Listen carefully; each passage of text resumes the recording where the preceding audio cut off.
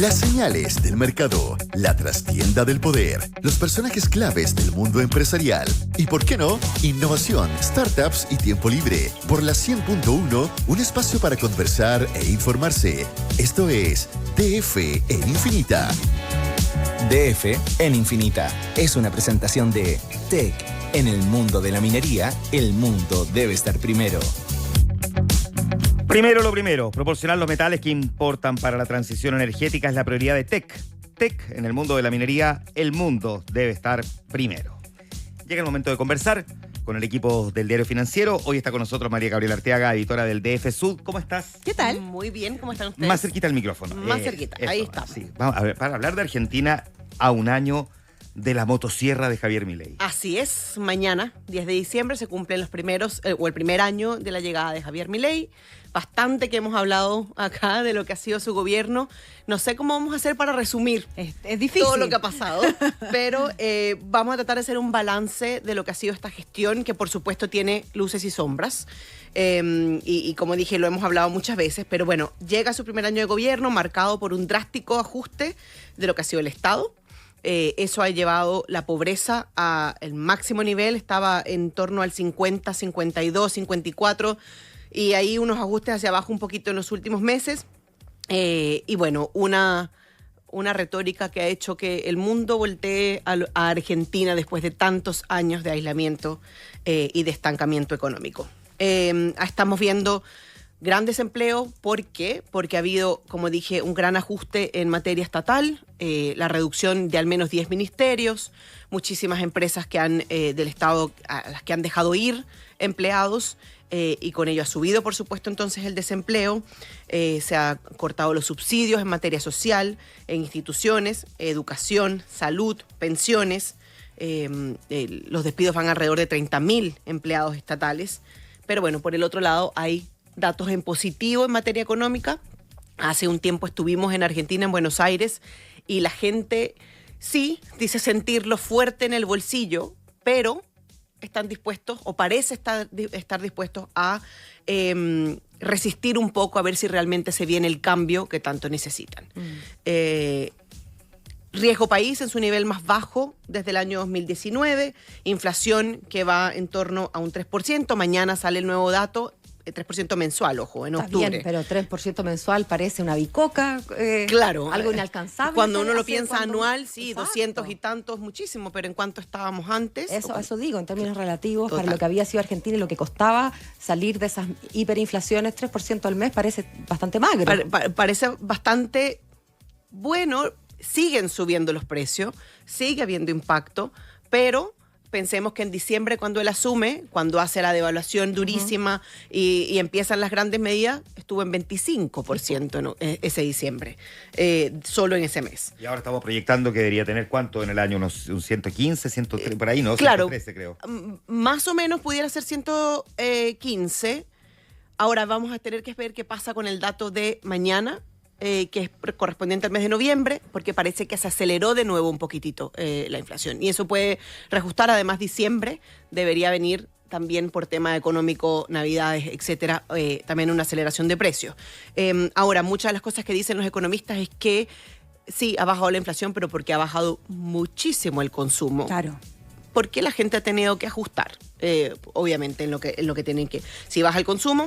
Ahora, que no es nada muy descabellado, si cuando aquí el Banco Central sube la tasa de interés, lo que está buscando es que la gente, en lugar de salir a gastar y gastar, ahorre, aprovechando la tasa más alta para desincentivar el consumo y por lo tanto hacer que los precios bajen. Totalmente, y eso O sea, es así, es una regla claro. económica que se está implementando.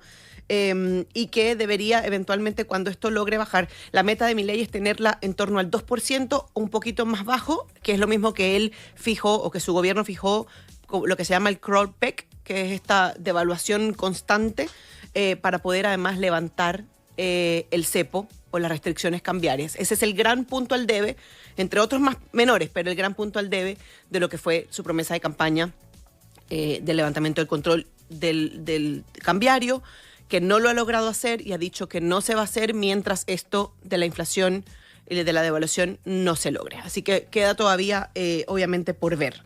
Y otro de los puntos muy a favor de Milei es el tema de las inversiones, con este régimen que se llama RIGI, el régimen de incentivo para grandes inversiones por mayores a los 200 millones. Hoy se anunciaron 10 nuevos proyectos que van a llevar al país millones de dólares en inversiones. Ya habían 9, según lo que nosotros publicamos a fines de la semana pasada, en minería específicamente. Ahora con esto se están sumando 10 más, que es obviamente muchísimo. Otro punto al debe del gobierno de Milei, las privatizaciones. Claro. Se avanzó, empezaron algunas, pero la gran mirada está puesta en Aerolíneas Argentinas. Sí, po. El gobernador de Buenos Aires, Axel Kicillof, salió diciendo el día de hoy que si eso pasa, ellos van a salir a comprarla, a rescatarla.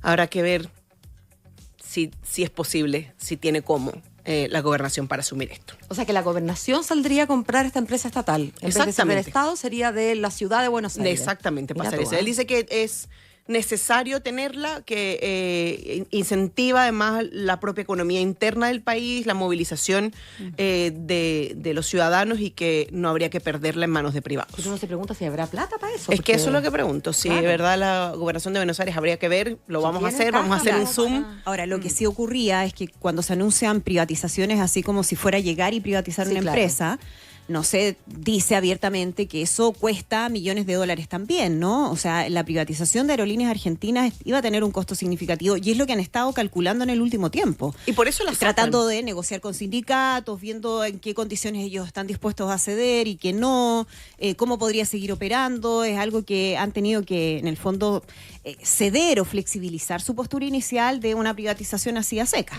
Bueno, y recordemos que él la saca de la lista de las empresas que querían privatizar. Inmediatamente él las removió cuando estuvieron en todo el tema de la discusión de la ley Bases a inicios de año, porque sabía que esto iba a ser complejo. Ya salió el líder del sindicato, el más importante de todos estos gremios, Pablo Viró, y bueno, ahora viene este proceso que tendrá que ver, Milei, en el fondo, como les digo, si cumple con este tema de las privatizaciones, con el tema del levantamiento de capital y si del control cambiario, y si logra obviamente mantener a la gente todavía contenta, que ese es la gran incógnita. ¿Cuánto está dispuesto o cuánto tiempo más está dispuesto el pueblo argentino aguantando esta crisis económica que sí existe y no la podemos obviar? El presidente va a grabar mañana su discurso a propósito del año, en la tarde, alrededor de las 5 de la tarde, y lo van a transmitir a las 21 horas en cadena nacional. Y ahí se supone que va a haber una celebración bien privada, bien interna con sus miembros del gobierno. Un gobierno que ha tenido dificultades en su relación con el PRO, por ejemplo, el distanciamiento con Mauricio Macri, Con su vicepresidenta. con la la vicepresidenta. misma vicepresidenta Victoria Villarroel, saca entre medio y de manera muy sorpresiva a su canciller, quien era una de sus manos derechas y quien había sido la carta segura para el Ministerio de Relaciones Exteriores desde el inicio de la campaña.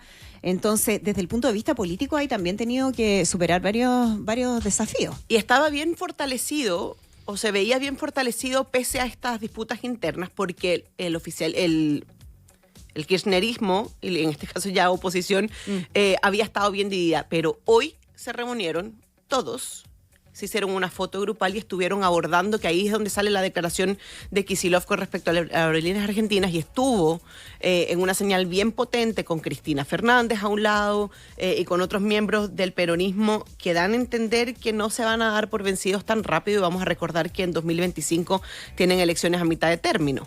Y ese pulso, lo que se dice que Milei está intentando hacer es precisamente llevar este tema del control cambiario y de la inflación lo más posible cerca a las elecciones para garantizarse ese triunfo a mitad de periodo, ¿no? Lo que tú mencionabas respecto a cuánto más están dispuestos a aguantar los argentinos en términos del aumento de los niveles de pobreza, de también cómo para una parte importante de la clase media la situación se está haciendo insostenible, es súper relevante porque me recuerdo perfectamente hace un año cuando llega Javier Milei a la presidencia argentina, uno conversaba con gente del PRO y decía, nosotros mismos creemos que esto puede durar muy pocos meses en términos del nivel de convulsión social que puede existir. O sea, la presión social de un país que además sabemos tiene antecedentes en términos de cómo pueden terminar votando un presidente o haciéndolo arrancar desde la Casa Rosada en helicóptero. Y sobre todo, como vimos que diciembre, o sea, uno recuerda que apenas llegó Javier Milei, estaban las protestas a la orden del día, pero rápidamente fueron acalladas, fueron controladas.